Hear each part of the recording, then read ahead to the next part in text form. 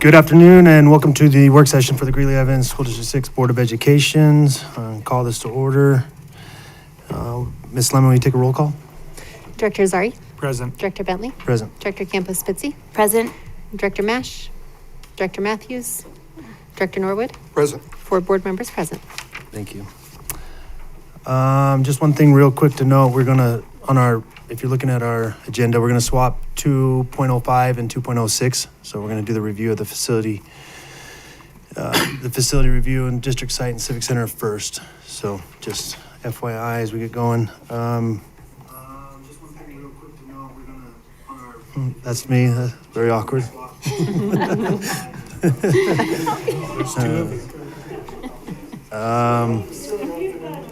It would seem YouTube's working. Yeah, I would YouTube- guess YouTube is working. That's a good sign.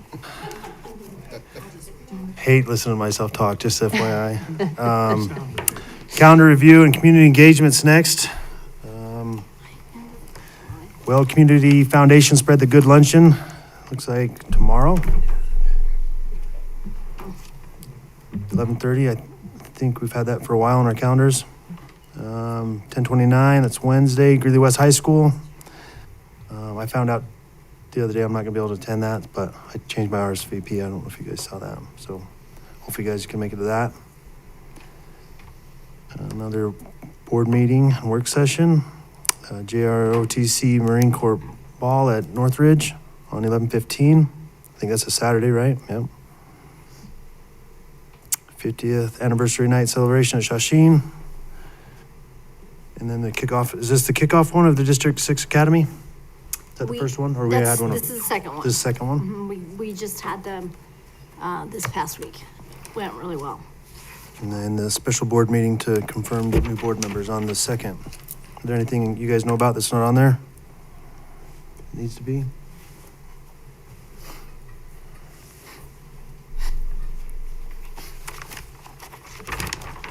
Easy peasy. On to board member comments and reports. Mr. Zari, we'll start with you if you don't mind. No problem. Thank you, Vice President Bentley. I'll just report out on 3 items that I attended since the last board meeting. The first is the Business Partners Breakfast. Just a shout out to all our business partners and other community organizations that support our district regarding our district's internship programs. It was, again, a great event, and special thanks to Lisa Hudson and Julie Hill for putting that together. I enjoyed talking to so many people in the community. I also attended Greeley West High School Culture Day. This is an opportunity for students at that high school to celebrate and explore the multiple cultures at Greeley West. As we all know, we have several different cultures that are celebrated throughout our district. I shouldn't say several, I should say probably many cultures. And their vision at Greeley West is to support students, classes, clubs, teams, and organizations in their goal of creating projects and showcasing them. So I had the opportunity to walk around and engage with students it was kind of like a science fair where they would then talk to me about their culture and where they came from. And I got to experience, for instance, Guatemalan kite making and ballet folklorico lessons. Not much of a dancer, but it was fun to witness all of that. And then some culinary experiences from Eritrea, Germany, and France. And they also had an art exhibit.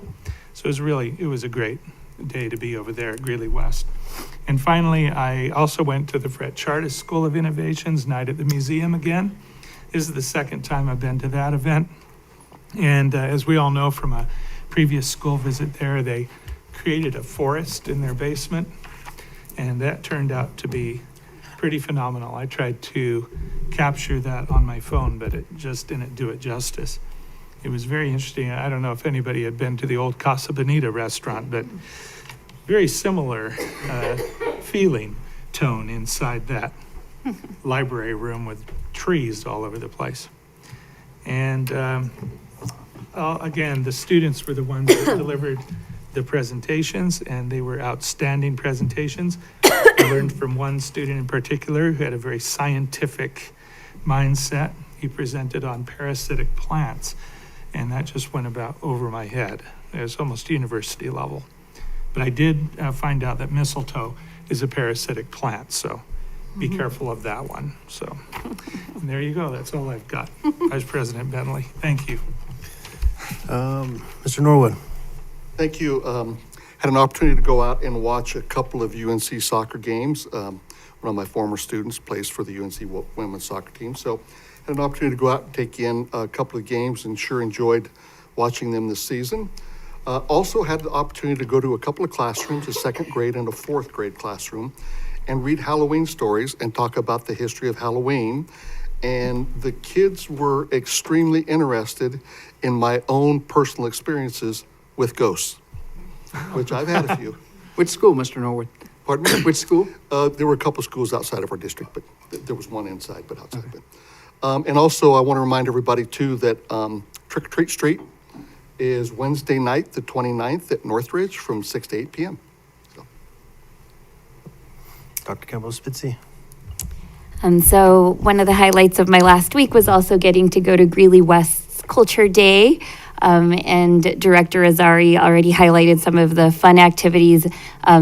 Another one I'll mention, they had a quinceañera dress runway fashion show. So that was pretty fun. They were strutting their stuff to Selena. And then I really enjoyed the culinary experiences. My favorite one, the Michoacan booth had tamales and papas with like spices on them. But the German tapioca pudding, that was special. The kiddo was bragging that his grandmother had finally given him her great-grandmother's recipe, and it was delicious tapioca pudding. But another presentation I did get to go to at the Culture Day, they have a medical club at Greeley-West, and so a couple of their students did a presentation on Asian and African contributions to medicine. So it was fun to hear kind of about herbal remedies in other cultures. And while I was there, a lot of the Fulbright teachers were attending the event, and I got to corner them because usually after the Fulbrights visit us, we get to have a Q&A with them after their 6-week experience to kind of hear what they love about our district and how we can grow and how we can improve. And so I had a mini session, impromptu, with a few of the Fulbrights, asking them what constructive feedback they could give us after doing 6 weeks in our secondary classrooms. And I'll share. And so one of them said he would have liked to see teachers showcase the aces they had up their sleeves with regards to teaching strategies. So wanted like specific for the teachers to be more specific about like cool tricks of the trade kind of stuff. Another said she felt a lot of our teachers weren't really good at summarizing learning points at the end of the class. So she said teachers would introduce the concept, students would break up into groups, but then they were dismissed at the end of the class rather than kind of wrapping it up. So that was some constructive feedback. And then this was my favorite maybe, and it was the first person to pipe up, but it was one teacher who talked about her experience in Mr. Stephen Paulson's classroom. So this comment may be a little unfair because he happens to be the Colorado Teacher of the Year, but she mentioned that comparing his teaching strategies to other teachers, and I didn't ask her for this, she just volunteered this. She said he used the least amount of technology in his classroom, which seemed to contribute to more authentic student engagement. And so I wasn't too surprised by that. But just some feedback from the Fulbrights. Let's see. On Thursday night, I got to go watch the Wildcats soccer team. So they are having a historic season right now. They have 12 wins, 2 ties, and no losses. They are undefeated. They're ranked 4th in the state, and this week they start their journey in the state playoffs. So unfortunately on Thursday night was one of the ties. They played against Timnath, and the game final score was 0-0. So it was an exciting game nonetheless, and our players played wonderfully. I also, I don't get out to a lot of sporting events and was really impressed by the team spirit that our schools have and how many teachers come out for the games. Like, I felt like I was sitting in the teacher section. And I don't think that's mandatory. I think our teachers are out there supporting kids because they love them and believe in them. So it was very heartwarming. This last weekend, I got to be a judge for LULAC's first annual chili cook-off. And LULAC, for those of you who aren't familiar, it's the League of United Latin American Citizens, was established in 1929 and is the oldest Hispanic kind of civic engagement organization in the country. And anyway, the event was to help fund youth council programs for LULAC. And I got to taste 10 really good chilies, and then got to find out, I didn't realize how many youth councils LULAC has in District 6. So they're actually at Meeker, at Toynton, at Brentwood, Prairie Heights, Franklin, Heath, Frontier, Northridge, Greeley Central, Greeley West, and Salida del Sol, which is pretty awesome. They have a presence in D6, and their 3 core values are education, cultural pride, and leadership. Couple other things. November 4th, as we all know, is the last day to vote, and please practice your civic engagement and please vote. Local elections especially really do matter, and there's a couple of state ballot issues that do matter for continuing to give free healthy meals to our kiddos in District 6. But also on November 4th, you can get free tacos from 4:30 to 7:30 at Ames Community College Welcome Center while helping your student complete their FAFSA. And so after you submit your ballot, head to Ames Community College if you have a senior in high school and who's looking to go to university, and get some help because the FAFSA and CAFSA, they are complicated forms. And so District 6 is partnering with UNC and Ames in providing student support on November 4th. And then very lastly, open enrollment. So this Saturday, I'm bad at math. This Saturday at the end of this week, November 1st, right after Halloween, open enrollment opens. And so if you want your child to go to an out of your school boundary, neighborhood boundary area, you have to submit your application starting November 1st, and open enrollment stays open until December 18th. And as a reminder, the only fully open enrollment schools that don't have boundaries are Chapelot, Fred Chartis School of Innovation, as well as the Meeker Dual Language Immersion Program. And so for those, you have to submit open enrollment to get into one of those programs. But otherwise, you can try to open enroll into other schools as well, starting this Saturday. And Dr. Campos-Pizzi, I'll just add to that about open enrollment, is that all of our charter schools are fully open enrolled as well in the district and don't have a set boundary assigned to them. We are doing a mailing to all parents of middle school students very soon about our high school offerings. Feeling like, that's a time when a lot of families do a lot of open enrollment, and really felt like we needed to share all the offerings at the multiple high schools. So I love that. Thanks. See how that goes. Maybe do more in the future. Perfect, thank you. Mr. Matthews, do you have anything to add? We're doing comments and reports. You excused yourself. I forgot to tell everybody he was gonna be late, but. Yeah, thank you. Also got to go to the business. I don't know if anybody mentioned this yet, but the Business Partnership Appreciation Breakfast, and that was as always a fantastic event. We could not do what we do as a district without the partners that we have in this community, and there are so many business partners who provide opportunities for internships for our students. And again, that is just a great event that we get to attend and see what all is happening and how many people are investing in the students and the high school students in this district. Mr. Bentley and I went to the Evans State of the City, and We hear often about Greeley and how much Greeley is growing, but Evans is growing too, and it was great to hear all the exciting things that are happening in Evans, and so they do a great job. I also got to go to the first Discover District 6 Academy, and encourage you guys to join in some of those. It's always good to have a few people in the room who can answer questions. So if you get a chance to go to one of those, that's a great way to engage the community. We had a number of parents from Meeker and parents from Shawsheen, but this room was just full of people who want to know more about the district and what's happening in the district. And then finally, one announcement, and maybe all of our high schools do this. My kids go to Central, so I just have the one from Central. But Thursday, October 30th, 5:30 to 7:30, there's trick-or-treating at the castle. And Castle can be a spooky place. So if you, yeah. Yes, and I believe Northridge has one, Greeley West has one, Central and Franklin, I think this year is joining in on trunk or treat. Well, there you go. Lots of opportunities for candy. Look around. All right, that's all I got, Mr. Bentley. Like Michael said, with the partner breakfast is amazing. It's pretty cool to watch all these businesses engage with that internship program and just watch the explosive growth it's had over the last 4 or 5 years.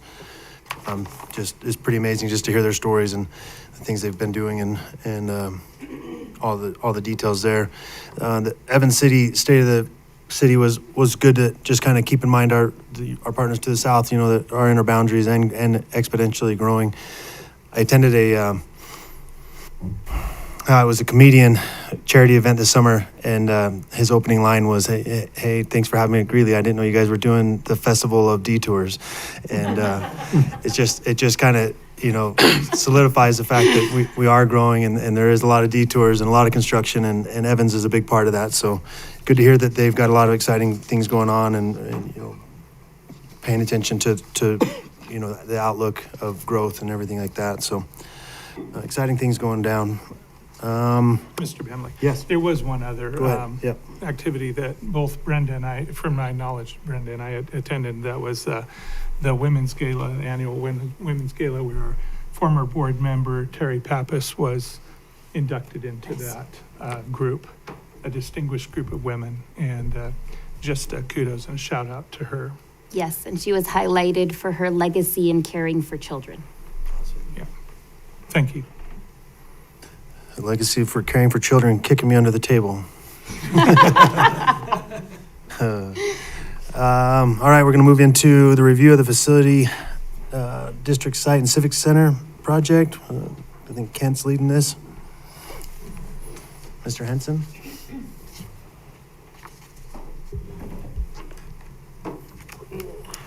So I'll just kick this off and then turn it over to Mr. Henson, our Assistant Superintendent of Support Services.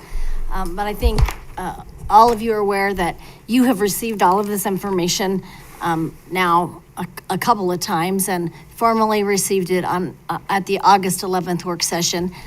We do have Adam Frazier with us tonight from Richmark. I think that's it. So he can also assist us if there are additional questions, but we thought it would be good after feedback from a couple of the board members to bring this back again tonight, just to remind everybody, since it's been a couple of months, of really what the project is, and then go into the conversation around the funding for the project. Yep. Mr. Okay. Henson. Yep. Vice President Bentley and Dr. Pilch, Board of Education. So thank you for letting me kind of go back through this again. It's a good time to do this. We did also talk about this facility plan in May. So we've been through this a couple times, but what I'd like to do is kind of remind you of the kind of why we are where we are and how we got to where we're going. And then the third part will be kind of what's up, like what's going on right now, because there's a lot that's happening right now with this project citywide. And so going back to the site assessment that was done back in 2019, this was just kind of a physical assessment. We didn't spend any bond money on this building, but we just kind of noted some things that were needed to be fixed, which was quite a few things. And so this building is 70 years old basically. And when you step back and think about that, that's a long time. The castle is going to be 100 next year. And, you know, they're closer in age than this building and a lot of our schools. So that's kind of a, you don't think about that, but that's kind of a good barometer. Kind of areas of need that we talked about, you know, bathroom numbers, you know, bathroom being ADA compliant or not being compliant. The envelopes in poor condition with water intrusion around windows, and woodpeckers love the stucco, which adds to more water intrusion. The glass, in terms of thermal regulation of the building, pretty non-existent on there, so we get a lot of temperature swings in this building, especially if you're near windows. The mechanical and HVAC system just needs to be totally replaced. And we also need to add fire suppression. One of the reasons there is no real fire suppression here right now is there's a lot of asbestos here, which was a fire suppressor. So safety and security upgrades, you know, just like our school buildings, we need to do upgrades to this site. And our elevator replacement, our elevators are old.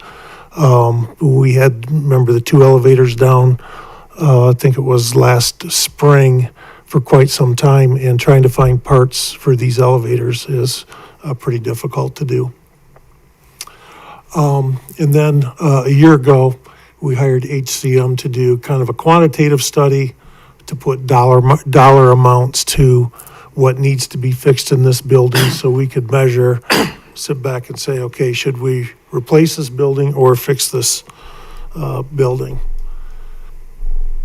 And so that replacement value came in about $36 million, and repair estimate was about $23 million. But that repair estimate didn't improve the status of the building. The inefficiencies in the layout of the building, how offices are organized, how space is organized. It was simply like replacing parts, but it still wouldn't function the way we want it to function. And so with that renovation estimate, we talked last time about the FCI score indicates that it needs to be a replacement anytime you get over a 0.5 in a building. And then we charted the number of man hours that we've been here just doing work orders over the last couple of years. And that's enough to put one person here full-time just to take care of those. And then going back to this number here, 36 million versus 23 million, that repairs are 60% of the cost of a replacement building. And I think, Rob, you mentioned that last time, that, when you get over 50% in the business world, you really need to make a move. So this is an excellent time for us to do this. And then these are things, versus renovate, still what we would be left with is a 70-year-old building that has a lot of inefficient space. If you look at this floor, this room is efficient use of space for people. Look down the hallway. There's air and what? Really nothing on this floor. So we could better utilize square footage.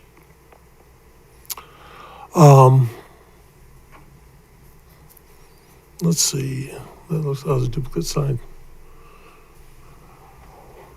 Also, renovation is very risky because this building has been renovated so many times. There used to be a dentist office up here someplace, a doctor's office, it was a bank, it was all sorts of things. What's behind the walls? And so if you go to say, we'll put a doorway in this wall, well, what's behind that wall? Sometimes you don't know, and that's added cost. And we found that out as we went through and renovated our school building. So if you can build new, you eliminate a lot of risk and you get an opportunity to kind of start over. Also, what that renovation cost wouldn't do would allow us to bring the family center and student information services back into this building because they're across the street. So building new is a good long-term investment. We'll have, because we're going to design it as an office building to be an office building. So we'll actually start with a building with the intent, built for what it should be. We'll see decreased energy costs, which could be substantial. It'll keep our administration building downtown and allow us to bring in the family center and student information group into this building and allow us to start from the beginning and create a safe environment for all.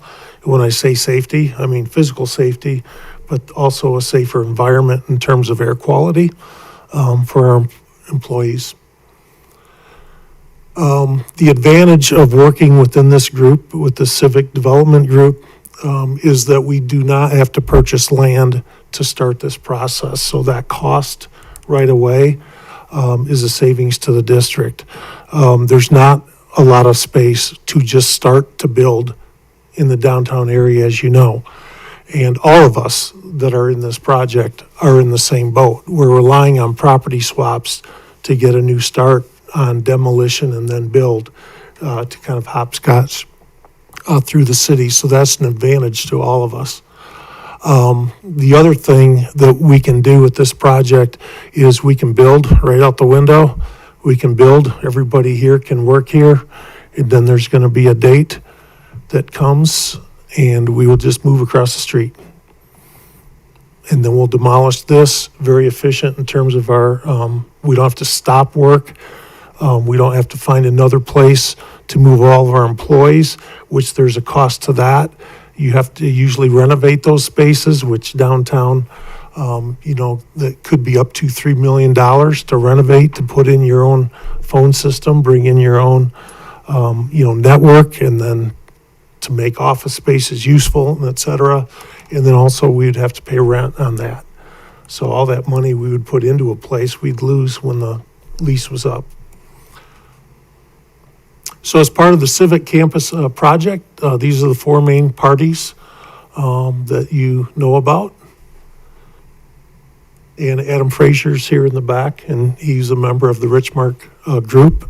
And you heard him in, I believe it was May. He was here in front of you. And each of us has our own goals for this, the city and the county and ourselves. And also for the greater good of the city of Greeley, we're going to end up with a great kind of civic downtown 4.5 blocks here that will be all tied together with a huge emphasis on pedestrian traffic moving about through the city. And so the overall project covers about 4.5 city blocks, which is about 16 acres. And like I mentioned, our advantage to doing this is that we are going to get real estate. So this property over here is actually owned by the county. The county is going to be in a property swap agreement with the city. And so that piece of property will be transferred to the city, and then we will swap this spot for that spot with the city. So the transaction is really, it's a two-step process, but it will be between ourselves and the city. And so there's the spots. There we go. Woo. Do you know where on that lot the building will be? That's what we're working on right now, is the footprint of that building. So we have, in the back, we have Adam and Kitty. Adam is with FCI Construction and Kitty's with Cunningham Architects. So our design team, we hired last week, and we're already moving. And so we will have a footprint somewhere within that yellow. And so that's one of the first things that we have to figure out. And so in that spot, it won't be the whole yellow thing, but in that spot will become our new District 6 administration building. On the top half will be the city hall, directly to the north of the yellow, and then over to the right will be a boutique hotel. And so they will each have footprints within that space. And then kind of the idea with this being a city project is what's not footprint of a building, we will enter into an agreement to have that as common space that will be utilized, for this block and then carry through to the rest of the city. So that those conversations are starting, but we all need to get our footprints in place. And then this part, our part here, after we demo it, abate it, and then demo it, will become the parking garage that will be city-owned. Timeline, we're moving. So we are for the juror block, which is the yellow, and then the large block on the top. We have an agreement where we're going to turn in one civil plan to the city for review. Instead of all three of us working independently on that, which takes a lot of time, we've all agreed that we're going to do that together, which will save all of us cost and also save us time. And so that's in motion.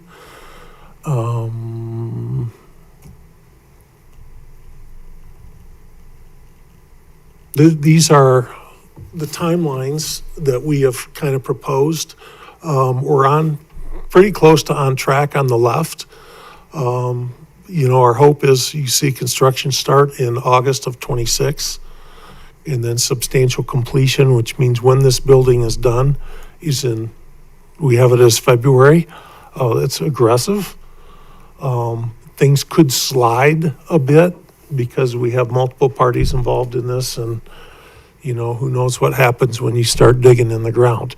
We do know that in the past there were dry cleaners here and there, gas stations here and there, which in the 50s, I'm not sure sites were cleaned up as to today's standards, maybe.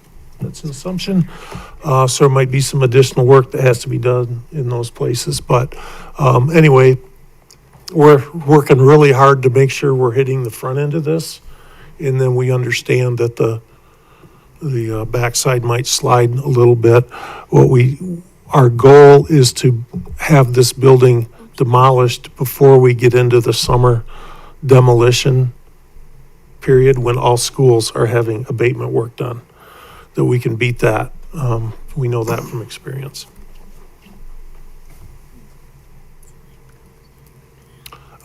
So here's, we had, for this project, we had 17 teams apply to this project when we put it out for bid. We have never had that for a school. I mean, for any of the work that we did a heck of a lot of interviewing, but we never had 17 submittals. Excuse me, Yep. Mr. Henson, I'll just remind the board that in your agenda tonight on consent is consideration for approval for FCI in Cunningham. Since we're not doing a formal presentation in the business meeting, we wanted to share a little bit with you about them here, so you can see the folks that we're proposing to build the new building. Yep. So we went through the interview last Friday and interviewed 5 groups out of 17. And so we've already had meetings this week.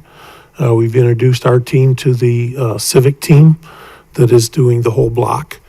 And so we're off to a pretty good start. So you see Adam on the left is here, and then Kitty is here from Cunningham, and they're in the back. And then here's our project cost. Construction cost is $38 million, and that's the cost to construct the new building. And then our total cost that we have set aside, as we mentioned, is $50 million, which includes the cost of the parking lot. And then how we're funding this project, Dr. Pilch? Well, and that's what we're about to get into next. And this is, our plan is to use certificates of participation. So we've been working with Stifel, Mandy and Director of Finance, and Nate, legal counsel, and working with an outside attorney as well to begin to develop the plan for the certificates of participation. And so we'll walk through tonight with you again tonight on exactly how those work. and what you can expect, but we're planning on a 25-year for repayment on those, and that would be an annual payment of approximately $3.25 million that the district would incur in order to lease back our properties that are being held as part of the certificates of participation, really ready cash. So we'll get into that next. But we'll be happy to take any questions you might have right now about the project, and then we'll take the questions on certificates of participation following that presentation. So I have a question. With the 17 bids, so when the project was presented to the design and construction people, like, did they know they're going to be working collaboratively with the city Yes. and the county? Yes, that's all put out in our submittal that we put out there. Okay. Yeah, we're I do, upfront. because I do think that's pretty, I don't know, unique, that it is this collaborative effort. I think Director Matthews, at one of our meetings, we were kind of talking about the importance of having it be a cohesive vision between the three, the county, the city, and the district, that it's an opportunity for the aesthetic to be aligned, and yeah, and so I'm glad that is something that's definitely being considered, and that we're not just, three entities working in three silos and have a hodgepodge of. It's actually four entities with the private group, Richmark and Vertical. Okay, yes, 4 entities. Yeah, who is the civic team? So you said the civic team is in charge of the whole block? The civic team that we're hiring are the civil engineers that are going to be Working with all of us. working with all three of us on where utilities will go, and then working with the city planning department. So that's one thing we have to figure out is where's our footprint? Because one of the first things we have to do is figure out where will the utilities go to the building. Well, where the utilities are and the whole block is kind of dependent on that. So that's where. We've been having regular standing meetings that Mr. Henson and Mr. Kirtley are part of, along with staff from the city and the county and Richmark Vertical. Yeah, we've been meeting for They've been about meeting 4 months, Yeah, on a weekly at least basis. 3 times a week. Yeah, 3 times a week. And I love to hear that rather than every entity, recreating the wheel, that there is collaboration for time and cost savings. So I think that's really cool and important. But yeah, those were my big things. I'm curious, this is more not my school board hat, but just a lover of downtown Greeley hat. I would love for the floor level, the first floor, to have more restaurant and retail rather than office space, because on the weekends, I'm not necessarily hyped about going into a school admin building, but would love to visit this area and see more than just empty office space on the floor level. Well, As a comment. our building will not have retail in the building for safety and security reasons. that makes sense. So we will start on ground level. So unfortunately, our building probably will be empty on the weekends, as I would presume the city building will be as well. But the intent, if you remember the renderings, the intent is to have some retail, that boutique hotel, right there readily available also in the same area. But we won't share our building with other entities for safety and security reasons. Can you speak a little bit about the parking situation? When the new building is constructed and the folks from this building move over into it, and this building will be demolished for a parking garage, what happens in the interim? Well, we have worked with Richmark. Stephanie from Richmark has counted every parking space in this city, and you have to remember, this isn't the only parking lot that's being built. There are others to accommodate, like a swing parking lot over here for the county to use, because the county has to have parking before they leave this. So those are the many pieces that are moving in this project, because they still are going to have court And, you know, and here. it is going to be complex, Mr. Azari, and Yeah. it's gonna be difficult. There's no question about it.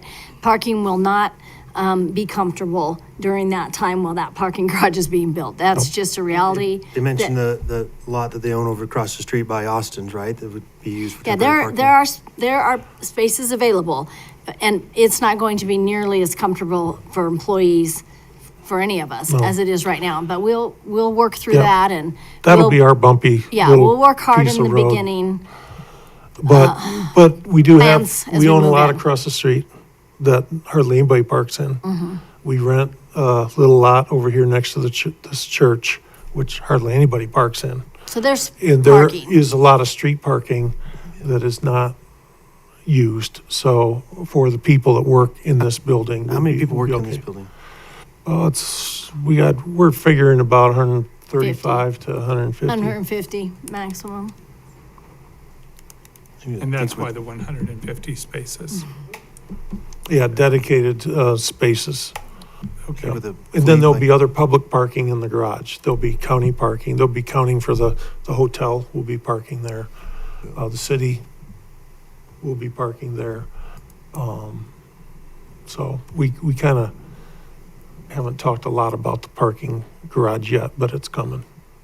There's been a lot of talk about parking to get to this point was probably one of the things that was talked about the most in terms of counts to ensure that everybody had the right kind of count around in the city within these blocks in order for us to even get to this point.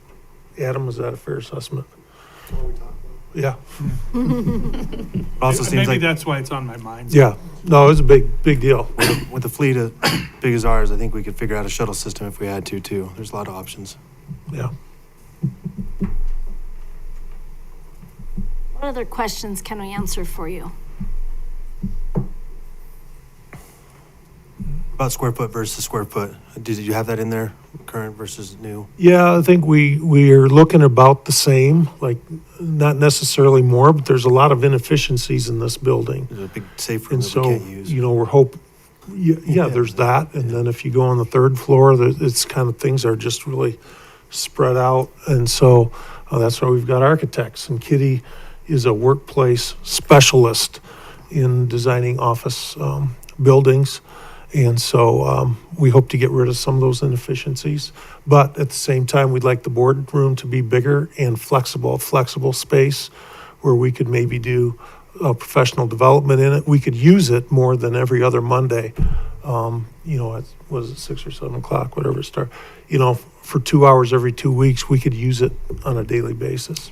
And I'll also just remind you that the Family Center staff and the Enrollment Center staff will all come into this new building as well. So those are the folks that are all in lease space across the street. How tall is this building going to be in terms of floors? Don't Is it know gonna yet. have four? We don't know yet. We don't know yet. We don't know yet. Okay. Could be 3 or 4, depends on how 3 or 4 floors. yeah. wide it is. We've given the design team kind of what we thought needed to be on the first floor based on community interaction in and out. Obviously, the family center, you know, is a lot of that. And then we'll go up from there. And then we'll see. Like I said, there's a lot of inefficiencies in this building. How can it be more efficient? So that's why we have design team.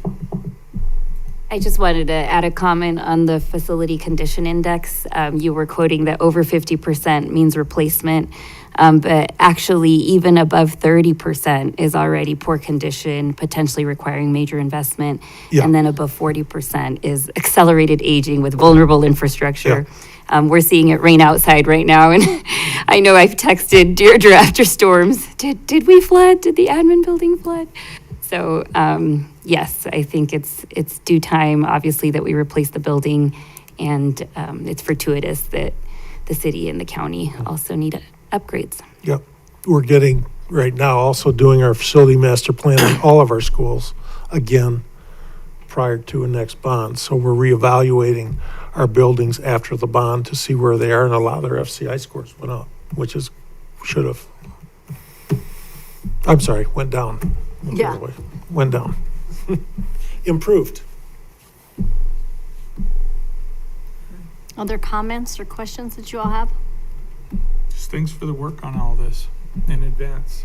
Yeah. Appreciate it. Adam, did we miss anything that you want to add? Adam Frazier? No, I could just tell the board that you have an amazing staff. You guys should be, the community's very, very fortunate to have the staff that you guys have here, and I congratulate you on doing a great job as a school and staff and board. So thank you. Thank you. Thank you, Mr. Henson. You're welcome. Go check if we need sandbags. You were just talking about flooding. I know. Raining pretty hard. Yeah, it's coming down. All right, we'll go on to the certificates of participation presentation. Yes, and I'll invite Nate up as well. Should we need legal counsel to weigh in on any of the questions you might have, or add additional comments. So I think all of you know Mandy Hydock, our Director in Finance, and as we start out, I want to give a shout out to Mandy and Megan's absence with Megan being on FMLA to be able to support her husband who has a terminal illness. Mandy has really stepped up and really taken the reins, not only with this work, but lots of other work here in the district. And she's working night and day to support the district and help keep us together financially. So I just want to give a shout out to her. Thank you, Dr. Pilch. I have Amy Canfield from Stiefel Public Finance with us this evening. There are underwriters that are advising us through the certificates of participation. We've also engaged them previously on our bond issuances and have had wonderful success, and Amy's extremely knowledgeable in her field. So fortunate to have her here this evening to share more about COPs with you. Thank you so much. Thank you to the Board of Education and Dr. Pilch for having me here today. And just want to echo that Mandy has been amazing in taking the reins on this, and she did a great job presenting to the rating agency a couple weeks ago. And yeah, overall, I think everything has been going great, but just want to give you an overview of the transaction and where we stand currently, and happy to answer any questions. So just to provide an overview of where we are. So as you are familiar, on the Civic Campus project, this will finance the new administration building and the demolition of this current building. The COPs are going to be structured with fixed rates over 25 years, and then they will also be callable either at 10 years or at an earlier determined date that we will decide if we stay on schedule on our pricing date in a little over a week. Can you actually explain what callable means?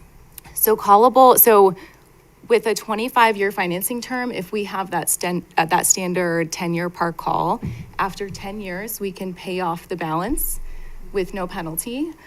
So if we have 40 million outstanding, you can pay off 40 million and walk away from that without any interest owed.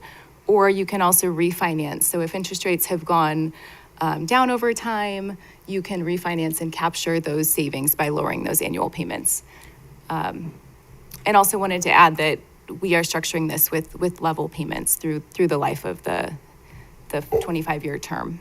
And Amy, I'll just add, that is new information over what we shared with you all when we met one-on-one.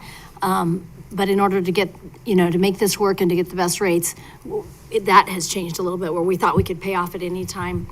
It's actually at the 10-year mark. Well, and the asterisk, there's an asterisk that does say, or an earlier date. Yes, so we are evaluating that currently with finance staff. We can have that date a little earlier.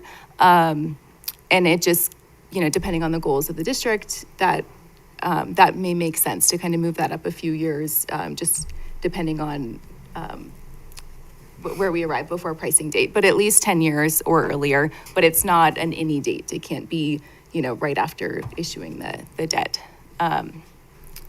And I also want to add that, this is a lease financing, so it is subject to annual appropriation by the board. So each year, as part of the budget process, you'll be given this payment and you'll approve that, just like the standard budget process. And then I wanted to just touch on the maximum parameters that are in front of you in the authorizing resolution. So that these are maximum. So everything must be within these maximum amounts. We do have on here the 3.25 million annual payment. We are actually projecting that that payment will be less than that, but that is the maximum. So just to go through those, 43 million of principal amount. The final lease term is 25 years, so the end of 2050. Final site lease term is 10 years beyond that at 35 years, ending in 2060. The maximum net interest rate of 6% and the maximum annual payment of 3.25 million.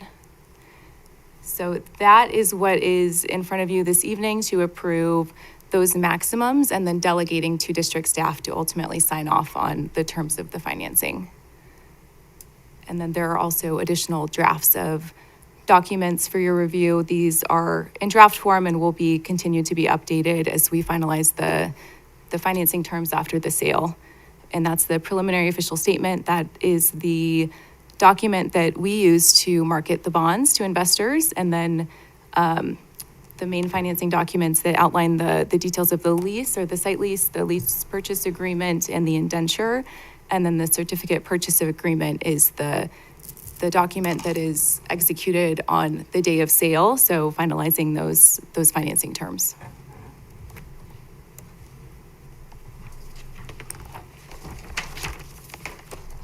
And then this is just giving you a look at what our current estimated financing structure is. So you can see our annual payment is under 3.1 million, 3,085,000 from 2026 through 2050. And again, this will have a call date. So there will be, if we go with the most conservative 10-year par call, there will be at least 2 times that the district can refinance this and capture a lower interest rate or pay it off entirely if the district has the desire and means to.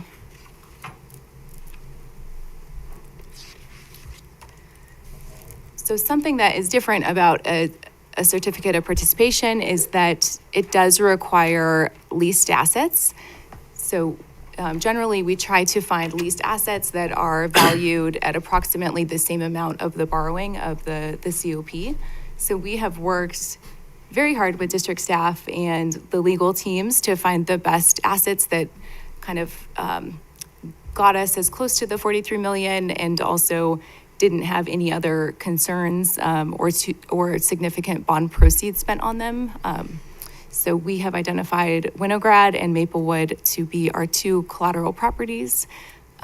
We are also planning on having a release schedule if the insurer allows to release one, partway through the life of the loan, just to, make that asset unencumbered as early as possible.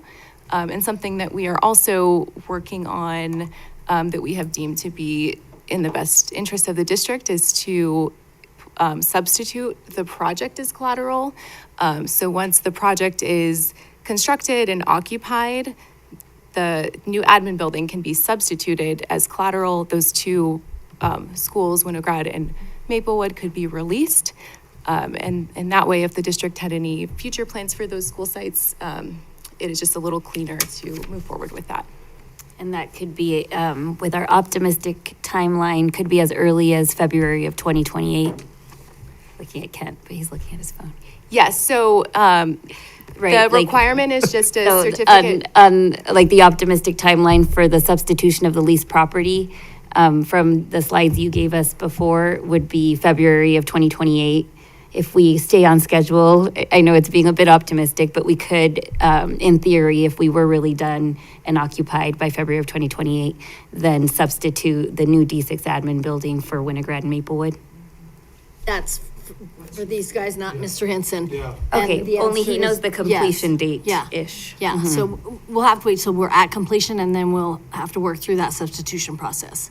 Yeah, so they require a certificate of occupancy. And then there are just a few little paperwork things to get signed off, and bond counsel can assist with that process.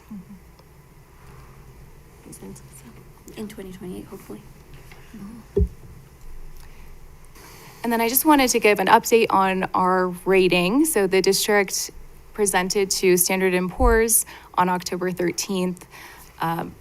The district currently had a rating, an underlying rating on their general obligation bonds of AA minus, and that was affirmed. So no change to the rating, but COPs are rated a little differently than GO bonds. So typically it's one notch lower because it doesn't have that unlimited tax pledge, and it also requires that annual appropriation. So because of that, it is one notch lower, so A+ rating on the COPs.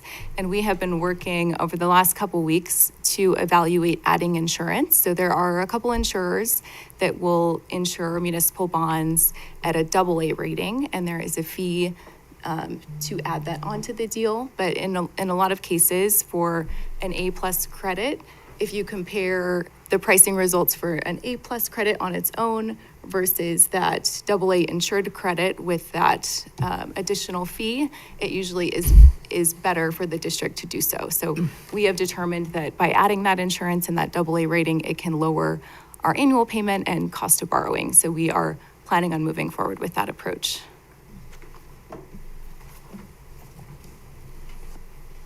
And then just a quick timeline. So obviously the board is reviewing this today. If the resolution is approved, then we are hoping to post the offering document tomorrow and then spend the next week marketing this credit and financing to investors, targeting a pricing date of November 5th.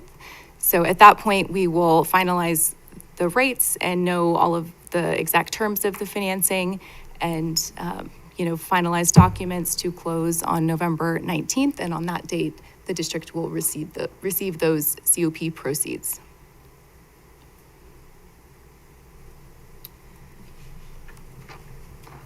And then this is just a little snapshot at where we are in the municipal bond market. So municipal bonds price, similarly to the treasury yield, but we actually have our own index called the municipal market data.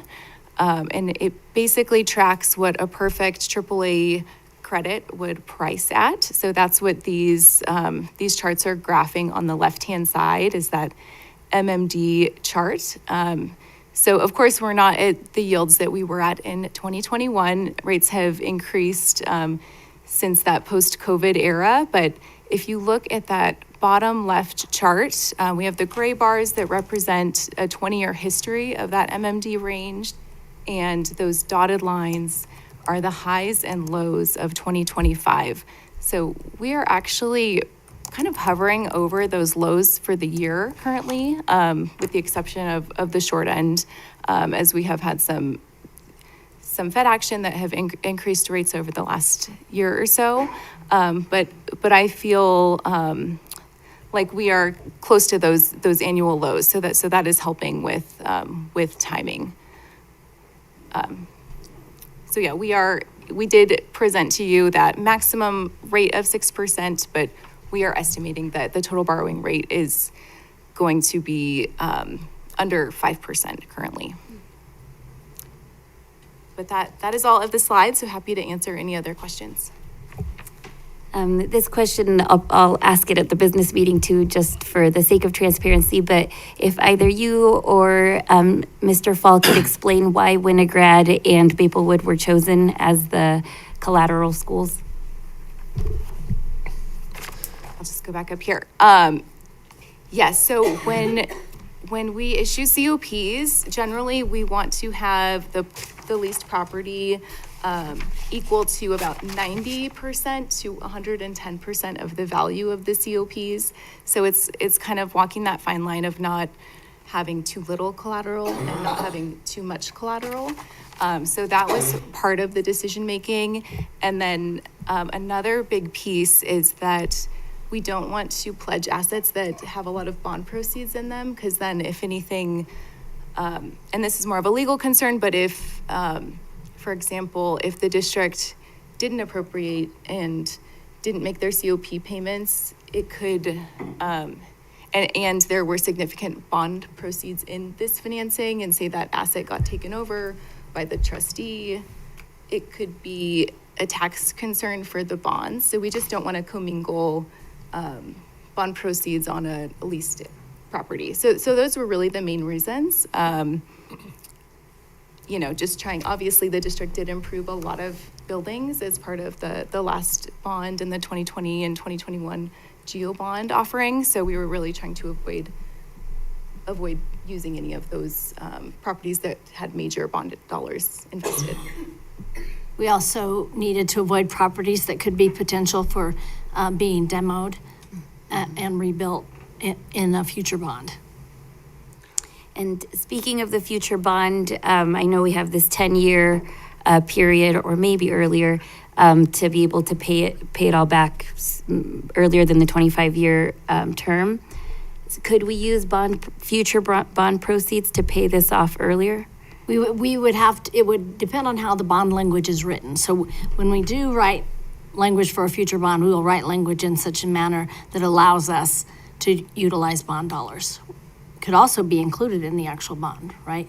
Wouldn't have to be proceeds. Is that correct? Well, and that's a lot of why we are taking a look at that call option, just to make sure that based on the district's plans over the next several years, that we have the right flexibility in this COP financing. There's a lot of moving parts in this. I've come to understand, not only from Amy and Mandy, but also from talking with other superintendents who've used COPs, that you want to have the right COPs at the beginning or the right language in the beginning. You want to have your bond language just right. So fortunately, we have a really strong team on this. Amy, I just had a quick question, and maybe I missed it somewhere. Are there minimum, and maybe I'm off base here, minimum and maximum values to the COPs like there are to bonds, like $1,000, $10,000? Are they sold in those kind of increments, or are they just random numbers? Yeah, so they are in 5,000 increments. Do you mean for like an investor Yes. to participate? Yes. Yes, so we can, so like an individual investor can participate. We call that a retail order. And they would just have to work through Stiefel and a Stiefel broker to participate in the bond sale or the certificate sale. Yes. Any other questions? Great. Anything I missed? No, you did great. Okay. Thank you. Perfect. Thank you so much. Thank you Thanks, so Amy. much. Did you want, Mr. Zari, did you want Mr. Fall to? Well, I thought it might be wise, just for the record, it's more basic than anything we've talked about, but just for the record to make sure that folks listening in on this, if they have any concerns at all, that we have considered the essential legal requirements in regards to COPs from a Tabor perspective, and that we do understand the risk and how we're trying to minimize that. So if you could just address that very quickly. Yeah, thank you, Director Azari. So, let me see how to best phrase this. So Colorado has the Taxpayer Bill of Rights. And as a governmental entity, we're prohibited from entering into multi-fiscal year obligations or indebtedness without voter approval. And so the way a certificate of participation works is we're not taking on any debt. What we're doing is we're entering into a long-term site lease with a trustee, in this case, U.S. Bank, who's then going to enter back into a lease purchase agreement with us. And so we're not incurring any debt by doing this. We're not making a pledge of credit to the voters for taxes for the purposes of financing the construction of this building. We're simply just entering into a long-term lease purchase agreement with the caveat that if we ever default, meaning if we don't ever pay that money, if the board doesn't appropriate funds, then the leaseholder, in this case U.S. Bank, would have the right to relet the property. So we'd have to be evicted from our own property, and then U.S. Bank would be able to relet that property. But we never lose ownership of that property, which is important for the purposes of Tabor when we're talking about indebtedness, because we still are the owner of the property. We don't actually give up any of our rights of ownership. We would just have to evict it for a temporary period of time, which, as Ms. Canfield pointed out, is going to be until 2050. So the way that the documents are structured is they all contain annual appropriation clauses, meaning this board on an annual basis is going to be appropriating the amount of money to enter into that 1-year lease, and then we'll just continue doing that for 25 years, and you'll be appropriating funds. And so that will take care of the Tabor-related issues. Again, we're not pledging any credit, any additional obligations to levy taxes for future payments. This is something that we're committing to do. And then just, again, making sure that all documents have explicit disclaimers around Tabor and annual appropriations and things of that nature. So I don't know if that exactly answered your question. I can answer more specifically if that No, is it's, helpful. it's fine. I just needed another explanation on that for the record. Okay, and I don't know if I said. There's just one thing I want to mention. So the lease term is through 2050. The site lease term is actually what dictates that, if the trustee did take over the property. So the site lease is longer than the lease term by 10 years, just in case they needed more time to make investors whole. So another thing that I didn't mention earlier, but when we think about collateral is we really do want to find properties that are considered essential to the district. That's really important to investors and the rating agency and the insurance agency as well, to kind of give that good faith pledge that, the district certainly does not intend or want to default on this. And, they want to keep these assets in place, and these are very important assets to the district. So that's a consideration as well. So, and if it gives you any comfort to know, this is a very commonly used financing tool throughout the country, but especially in Colorado with school districts, cities, counties. I think with school districts, especially if there is a project like this that comes up and there's an opportunity and it doesn't fit in a timeline with the bond financing, or maybe it doesn't fit in the scope of what you want to go to the voters for a bond financing. I think we do see, a lot of large school districts in Colorado that use these tools often, and it's probably more unusual to have no COPs like this district does currently. But, I know that DPS, Aurora Public Schools, Colorado Springs D11, Westminster Schools, like if you look at a list of the largest districts in the state, most of them do use COPs, and, Q-Talk Rock and Butler Snow are both working on this financing. They represent a lot of districts throughout Colorado and, have a lot of expertise and experience working on these types of credits. Well, thank you. Appreciate that. Yeah. Anything else for these guys before we wrap up? All right, thank you guys. Thank you. Appreciate it. All right, we'll debrief the work session. We'll start with Mr. Matthews this time. Yeah, thank you, Vice President Bentley, and thank you to everyone for the presentations, and not just for us. We've been through some of these presentations before, but for the public, and to make sure that, thank you for those questions, that last question, Mr. Rosari, just so that people understand what this is and the security that we have in the district. So it's very exciting. We're super excited about being a participant in this, and not only a new administration building for us, but also the larger development and what this means for downtown Greeley. So thank you, everyone. Thank you. Mr. Rosari?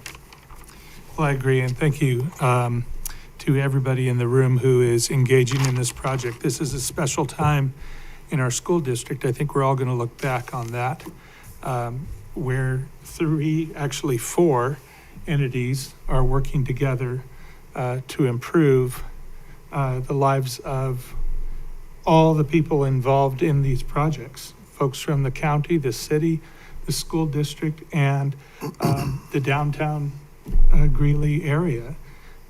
So I'm really excited about the future here, and again, I want to thank everybody who's participating in on this and for their time. Thank you. Mr. Norwood? I think we're blessed with Mr. Hanson and Counselor Fall and all the people that are involved in this. The time and the effort that they put into this is really amazing, and looking forward to seeing the whole project start to develop. I think this is really exciting for the district, and I think about if you had to take everybody, if you're going to redo this building, you had to take everybody to remote offices, how ineffective that would be to our students and to our teachers. So I think this is a great move, and I look forward to seeing it get started. Thank you. Dr. Campbell-Spitzy. Yeah, also just wanted to thank you all for both presentations. The purpose of school board meetings is transparency. We're all elected officials here and represent different constituents in Greeley. And so it's just important for all the information to laid out. And I thought both of the presentations were very clear. I'm excited about the promise of this civic campus having more walkability, more public gathering spaces, and a stronger link between the civic campus and our existing downtown businesses. I also love the idea of potentially 500 more employees in this area, which will be awesome for our existing businesses and hopefully will attract new business as well. So excited to be part of revitalizing downtown in Greeley. Thank you. Yeah, I'll just kind of echo what everybody said. It's very exciting. I would probably be impressed to find out if there's ever been a collaboration such as complex and as exciting as this one with 3 public entities and a private entity. It really is a once in probably a generational type project, and it'll make a long-standing difference on Greeley for future generations as well. So thank you guys for all your hard work. With that, we'll adjourn, and we'll see you back at 6 p.m. for the business meeting. Thank you.